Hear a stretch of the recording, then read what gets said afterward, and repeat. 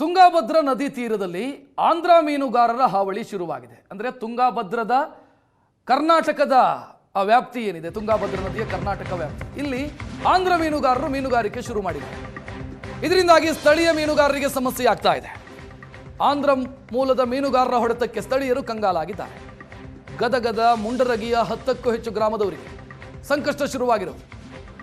ಗದಗದ ಕೊರ್ಲಹಳ್ಳಿ ಕಕ್ಕೂರು ವ್ಯಾಪ್ತಿಯಲ್ಲಿ ಆಂಧ್ರದ ಮೀನುಗಾರರು ಕ್ಯಾಂಪ್ ಹಾಕಿದ್ದಾರೆ. ತುಂಗಾಭದ್ರಾ ತಟದಲ್ಲಿ ಕ್ಯಾಂಪ್ ಹಾಕಿ ಮೀನುಗಾರಿಕೆ ಮಾಡ್ತಾ ಇದ್ದಾರೆ. ದೊಡ್ಡ ಬಲೆ, ಮೆಷಿನ್ ಮೋಟರ್ ಇದನ್ನೆಲ್ಲ ಬಳಸಿ ಮೀನುಗಾರಿಕೆ ಮಾಡ್ತಾ ಇದ್ದಾರೆ. ಸ್ಥಳೀಯ ಮೀನುಗಾರರು ಸಾಂಪ್ರದಾಯಿಕ ಮೀನುಗಾರಿಕೆಯನ್ನ ಮಾಡಿದರೆ, ಸಾಂಪ್ರದಾಯಿಕವಾಗಿ ಮೀನು ಹಿಡಿಯೋ ಕೆಲಸವನ್ನು ಮಾಡಿದರೆ, ಇವರು ದೊಡ್ಡ ದೊಡ್ಡ ಬಲೆಗಳನ್ನು ತರ್ತಾ ಇದ್ದಾರೆ, ಮೋಟಾರುಗಳನ್ನು ಬಳಸ್ತಾ ಇದ್ದಾರೆ. ಇದರಿಂದಾಗಿ ಸ್ಥಳೀಯ ಮೀನುಗಾರರಿಗೆ ಸಮಸ್ಯೆ ಆಗ್ತಾ ಇದೆ.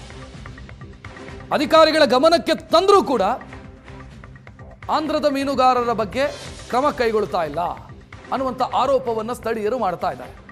ಕ್ಯಾಂಪ್ಗಳನ್ನು ಹಾಕಿ, ಆಂಧ್ರದಿಂದ ಬಂದು ಕ್ಯಾಂಪ್ಗಳನ್ನು ಹಾಕಿ, ನದಿ ತಟದಲ್ಲಿ ಕ್ಯಾಂಪ್ಗಳನ್ನು ಹಾಕಿ ತುಂಗಾಭದ್ರಾ ನದಿಯಲ್ಲಿ ಮೀನುಗಾರಿಕೆಯನ್ನು ಮಾಡ್ತಾ ಇರೋದು. ಇನ್ನು ತುಂಗಾಭದ್ರಾ ನದಿಯಲ್ಲಿ ಅಪರೂಪದ ಜೀವ ಸಂಕುಲಗಳು ಇದ್ದಾವೆ. ಅದರಲ್ಲೂ ಕೂಡ ಇಡೀ ಏಷ್ಯಾದಲ್ಲೇ ಅಪರೂಪವಾಗಿ ಕಂಡುಬರುವಂಥ ಮೀನುಗಳಿದ್ದಾವೆ, ಜೊತೆಗೆ ಜೀವಿಗಳಿದ್ದಾವೆ. ಸೊ ಇಲ್ಲಿ ಒಂದಿಷ್ಟು ರಿಸ್ಟ್ರಿಕ್ಷನ್ ಇದ್ದಾವೆ. ಆದರೆ ಅದು ಯಾವುದರ ಪಾಲನೆಯನ್ನು ಕೂಡ ಆಂಧ್ರದ ಮೀನುಗಾರರು ಮಾಡ್ತಾ ಇಲ್ಲ. ದೊಡ್ಡ ದೊಡ್ಡ ಬಲೆಯನ್ನು ಬಳಸ್ತಾ ಇದ್ದಾರೆ, ಮೋಟಾರ್ಗಳನ್ನು ಬಳಸ್ತಾ ಇದ್ದಾರೆ. ವಿವೇಚನೆ ಇಲ್ಲದೆ ಮೀನುಗಾರಿಕೆ ಆಗ್ತಿದೆ ಅಂತ ಸ್ಥಳೀಯರು ಆರೋಪಿಸ್ತಾ ಇದ್ದಾರೆ.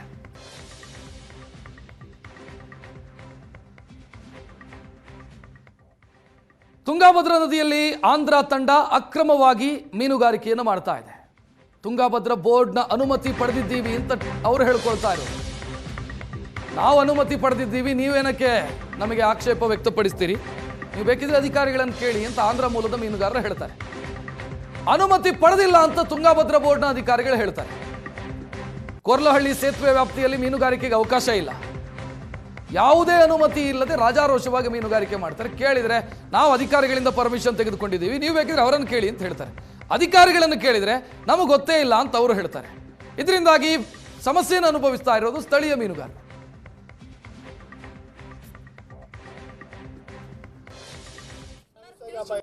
ಯಾರ್ರಿ ಮಾಲಕ್ರಿ? ನೀವಲ್ರಿ? ಈಗ ಇದನ್ನ ಟೆಂಡರ್ ತೊಗೊಂಡವ್ರು ಯಾರು? ಮೇನ್ ಟಿ ಬಿ ಡ್ಯಾಮ್ ಅದ ಯಾರು ತೊಗೊಂಡಾರ? ಯಾರ ಹೆಸರಲ್ಲಿ ಐತೆ? ಹಾಂ, ಎಷ್ಟು ತಿಂಗಳ ಇರ್ತಾರೆ ಇಲ್ಲಿ? ಈಗ ಹೋಗೋದ್ರಿ ಎಷ್ಟು ದಿವಸ? ಎಷ್ಟು ದಿವಸದಿಂದ ಮಾಡಾಯ್ತರಿ? ಒಂದೂವರೆ. ಹಾಂ, ಆಂಧ್ರದವ್ರನ್ನ ಎಲ್ಲಾರು? ಈಗ ಪರ್ಮಿಷನ್ ಅಂತೇನು ಇದನ್ನ ಮಾಡಿಲ್ಲ? ಪರ್ಮಿಷನ್? ಹಾಂ, ಲೈಸೆನ್ಸ್ ಆತ. ಇಲ್ಲಿ ಪರ್ಮಿಷನ್ ಇಲ್ಲಿ ಇದನ್ನ ಮಾಡಕ್ಕೆ, ಫಿಶಿಂಗ್ ಮಾಡಕ್ಕೆ ಪರ್ಮಿಷನ್ ಅದ ಮಾತಾಡಿದ್ವಿ ನಾವು ಆ್ಯಕ್ಚುಲಿ ನಿನ್ನೆ. ಹಾಂ, ಅವ್ರು ಇಲ್ಲ ಅಂತಾರ.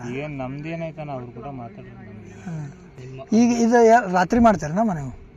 ರಾತ್ರಿ ಬೆಳಗ್ಗೆ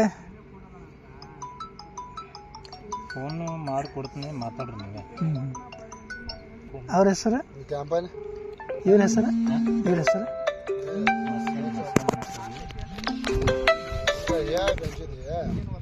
ಮಸೇನಾ? ತೆಲುಗು ಬರೋದಿಲ್ಲ, ಕನ್ನಡ ಮಾತಾಡ್ತಾರೆ. ಸರ್ ನಮಸ್ತೆ. ನಮಸ್ಕಾರ ಸರ್. ನಮಸ್ತೆ ಸರ್. ಗಿರೀಶ್ ಅಂತ ಸರ್, ಸುವರ್ಣ ನ್ಯೂಸಿಂದ. ಇದೇನು ಸರ್ ಈಗ ಇಲ್ಲಿ ಪರ್ಮಿಷನ್ ಅಂತ ಏನಾರ ಐತನ ಇವ್ರಿಗೆ? ಹೆಂಗೆ? ಹಾಂ ಸರ್, ಏನಂತ ಐತೆ ಸರ್?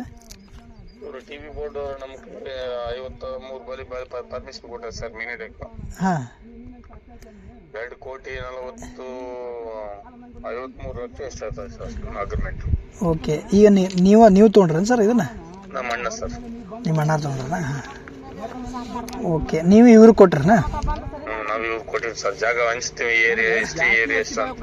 ಹಾಂ,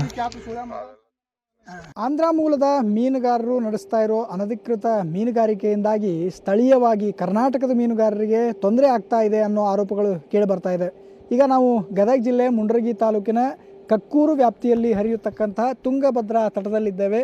ಇಲ್ಲೂ ಕೂಡ ತಾವೇನು ಗಮನಿಸ್ತಾ ಇದ್ದೀರಿ, ಕೊರಲಹಳ್ಳಿ ಸೇರಿದಂತೆ ಸುಮಾರು 10ಕ್ಕೂ ಹೆಚ್ಚು ಗ್ರಾಮದ ವ್ಯಾಪ್ತಿಯಲ್ಲಿ ಆಂಧ್ರ ಮೂಲದ ಮೀನುಗಾರರು ಈ ರೀತಿ ಕ್ಯಾಂಪ್ಗಳನ್ನು ಹಾಕಿಕೊಂಡು 5-6 ತಿಂಗಳ ಕಾಲ ಇಲ್ಲೇ ಸ್ಥಳೀಯವಾಗಿ ಬೀಡುಬಿಟ್ಟು ಮೀನುಗಾರಿಕೆಯನ್ನು ನಡೆಸ್ತಾರೆ. ಅದರಲ್ಲೂ ನಿಯಮ ಬಾಹಿರವಾಗಿ ಅಂದರೆ ಯಾವುದೇ ಪರ್ಮಿಷನ್ ಇಲ್ಲದೆ ಮೀನುಗಾರಿಕೆಯನ್ನು ಮಾಡ್ತಾ ಇದ್ದಾರೆ. ದೊಡ್ಡ ದೊಡ್ಡ ಬೋಟ್ಗಳನ್ನು ಬಳಸಿ ಅನಧಿಕೃತವಾದಂತಹ ಬಲೆಯನ್ನು ಬಳಸಿ ಮೀನುಗಾರಿಕೆಯನ್ನು ಮಾಡಲಾಗ್ತಾ ಇದೆ. ಹೀಗಾಗಿ ಸ್ಥಳೀಯವಾಗಿ ಈ ರೀತಿ ತೆಪ್ಪದಲ್ಲಿ ಮೀನುಗಾರಿಕೆಯನ್ನು ಮಾಡ್ತಾರೆ. ಈ ತೆಪ್ಪದಲ್ಲಿ ಸಣ್ಣ ಮೀನುಗಾರರು ಸುಮಾರು 200ಕ್ಕೂ ಹೆಚ್ಚು ಮೀನುಗಾರರ ಕುಟುಂಬ ಏನಿದೆ, ಇದೇ ನದಿ ನೀರಿನಲ್ಲಿರ್ತಕ್ಕಂತಹ ಮೀನನ್ನು ಹಿಡಿದು ಜೀವನವನ್ನು ಸಾಗಿಸುವಂತಹ ಮೀನುಗಾರರ ಕುಟುಂಬಕ್ಕೆ ದೊಡ್ಡ ಮಟ್ಟದಲ್ಲಿ ತೊಂದರೆ ಆಗ್ತಾ ಇದೆ ಅನ್ನೋ ಆರೋಪವನ್ನು ಇಲ್ಲಿ ಸ್ಥಳೀಯ ಮೀನುಗಾರರು ಹೇಳ್ತಾ ಇದ್ದಾರೆ.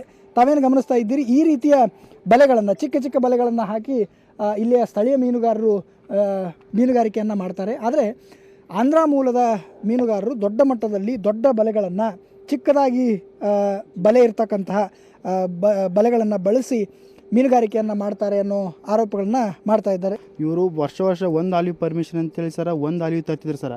ಕ್ಯಾಂಪು ಆ ಕಡೆ ಇರ್ತಿತ್ತು ಸರ್. ಈ ಸಲ ಏನು ಮಾಡ್ಬೇಕು ಸರ್, 2 ಆಲಿವ್ ಬರ್ತಂತ ಸರ್ ಇಲ್ಲಿ ಹಾಕ್ಯಾರ ಸರ್. ನಾವು ಸ್ಥಳೀಕರು ಇಲ್ಲೆಲ್ಲ ಬಲಿ ಬಿಟ್ಟು ಹೋಗ್ತೇವೆ ಸರ್. ನಾವು ಈಗೆಲ್ಲ ನಾವು ಸಣ್ಣ ಮೀನು ಹಿಡಿಯೋರು ಸರ್, ಬಲಿ ಬಿಟ್ಟು ಹೋಗ್ತಾ ಇದ್ದೀವಿ ಸರ್. ಹೋಗೋ ಮುಂದೆ ಅವರು ಹಾಕಿ ಬರೋಬ್ಬರ ಬಲಿಯೆಲ್ಲ ಹರಿದು ಬಿಡ್ತಾರೆ ಸರ್. ಹರಿದು ಬಿಟ್ಟ ಮೇಲೆ ಸರ್ ನಾವು ಯಾಕಣ ಈ ಥರ ಜಗ್ಗಿ ಅಂದರೆ ಬರೋಬ್ಬರ ಅವ್ರು ಫೋನ್ ಹಚ್ತಾರೆ ಸರ್. ಇಲ್ಲಿ ಸ್ಥಳೀಕರು ಪಾಪ ನಮ್ಮ ಕೊಕ್ಕೂರು ತಾಂಡಿದವರು, ನಮ್ಮ ಕೊಕ್ಕೂರವರು ಅವ್ರಿಗೆ ಅವ್ರವ್ರು ಪರಿಚಯ ಅದಾರ ಸರ್. ಅವ್ರಿಗೆ ಫೋನ್ ಮಾಡಿ ಕರೆಸಿ ನಮ್ಗೆ ಅವ್ರ ಕಡೆಯಿಂದ ಹೆದರಿಸಿ ಹಾಕ್ತದೆ ರೀ. ಒಟ್ಟು ನಮಗೆ ಜೀವ ಬೆದರಿಕೆ ಭಾಳ ಐತೆ ಸರ್. ನಮಗೆ ಏನಾರು ಅನಾಹುತ ಆದರೆ ಈ ಆಂಧ್ರದವ್ರು ಶಿವನು ಅಂತದನಲ್ಲ ಸರ್, ಅವನೇ ಸಾಕ್ಷಿ ಸರ್. ನನಗೆ ಜೀವ ಬೆದರಿಕೆ ಭಾಳ ಐತೆ ಸರ್. ಅವ್ರು ಬಂದು ಈಗ 8 ತಿಂಗಳಾಯ್ತು ಸರ್. ಅವ್ರು 6 ತಿಂಗಳದಾಗ ಹೊಳ್ಳಿ ಹಾಕಿದ್ರು. ಆಮ್ಯಾಗ್ಲಿದ್ರೆ ಎಲ್ಲ ನೀರು ಇಳಿದೈತಿ. ಇಳಿದ್ರಂತ್ರ ನಾವು ಬಲಿ ಹಾಕಿದ್ವಿ. ಬಲಿ ಹಾಕಿದ್ಕಿಂತ ಮತ್ತು ಬಂದು ಅವರು ಯಾರಿಗೆ ಊರನ್ನ ಕರೆಸಿ ಅದಕ್ಕೆ ಕರೆಸಿ ನಿಮಗೆ ಹೊಡಿತೇವೆ, ನಿಮಗೆ ಬಡಿತೇವೆ, ನಿಮ್ದು ಇಲ್ಲಿಂದ ಏನಿಲ್ಲ ಆಡೋಕ್ಕೆ ನೀವು ಪುಟ್ಟಿ ಬಲಿ ಹೋದು ನಮ್ಮ ಊರಾಗ ಹಾಕ್ತೇವೆ ಅಂತ ನಮಗೆ ಹೆದರಿಸಿ ಹಾಕಿದ್ರು. ನಾವು ಹೆದರಿ ಎಲ್ಲ ಪುಟ್ಟಿ ಬಲಿ ತಗೊಂಡು ದಂಡಿಗೆ ಬಂದ್ವಿ. ಒಂದು ಹುಡುಗಿ ಹುಚ್ಚೈತ್ರಿ, ಗಂಡು ಗರಾನೂ ಇಲ್ಲ, ಅಂಗುಕಲ್ಲ ಹುಡುಗೈತಿ. ಅವ್ರಿಗೆ ತಗೊಂಡು ನಾವು 2 ಬಲಿ ಹಾಕಿನ ಜೀವನ ಮಾಡಾಕತ್ತೀವಿ. ಮತ್ತು ಇಷ್ಟರೊಳಗೆ ಅವ್ರು ನಮಗೆ ಚೆಂದಾಗಿ ನಾವು ಚೆಂದಾಗಿ ಆಡ್ಕೊಂತ ಹೋಗ್ತೇವೆ ಅಂತಾರೆ ಸರಿ ಅಂತ ಇರ್ತೇವೆ ರೀ. ಇಲ್ಲಪ್ಪ ನಾವು ಬಡ್ದಾಡ್ತೀವಿ ಅಂದ್ರೆ ನಾವು ಇಲ್ಲೇ ಏನಾರು ಮಾಡ್ಕೊಂಡು ಸಾಯ್ತೇವೆ ರೀ, ಹೊಳೆದಂಡಿಗೆ ಸಾಯ್ತೀವಿ ನಾವು. ಗದಗದಿಂದ ಕ್ಯಾಮ್ರಾ ಪರ್ಸನ್ ಲಿಂಗರಾಜ್ ಜೊತೆ ಗಿರೀಶ್ ಕುಮಾರ್, ಏಷ್ಯಾನೆಟ್ ಸುವರ್ಣ ನ್ಯೂಸ್.